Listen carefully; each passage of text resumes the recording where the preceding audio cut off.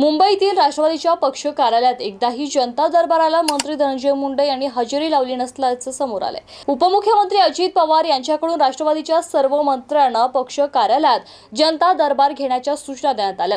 अजित पवार यांनी सूचना दिल्यानंतरही मंत्री धनंजय मुंडे यांच्याकडून 6 आठवडे उलटून गेले तरीही एकही जनता दरबार घेण्यात आला नसल्याचं दिसतंय।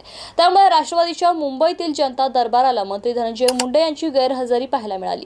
मंत्री धनंजय मुंडे यांच्या संदर्भात अजित पवार कोणती कारवाई करणार असा सवाल उपस्थित केला जातोय। गेल्या 7 जानेवारीपासून राष्ट्रवादीच्या मंत्र्यांना आपापल्या पक्ष कार्यालयात जनता दरबार घेण्याच्या सूचना अजित पवार यांच्याकडून देण्यात आल्या होत्या। अजित पवार यांचा आदेश असतानाही मंत्री धनंजय मुंडे गेल्या 6 आठवड्यांपासून एकाही जनता दरबाराला हजर राहिले नाही। त्यामुळे धनंजय मुंडे हे आपल्या पक्ष अध्यक्षांच्या आदेशाचं पालन का करत नाही असा सवाल उपस्थित होतो। धनंजय मुंडे हे स्वतःच्या बीड जिल्ह्यातील परळी मतदारसंघातील जनतेचे प्रश्न सोडवत असतात, मात्र अजित पवार यांनी राष्ट्रवादी पक्ष कार्यालयात जनता दरबार घेण्याच्या सूचना प्रत्येक मंत्र्याला दिल्या असताना धनंजय मुंडे त्यांच्या आदेशाचं पालन करताना दिसत नाहीत।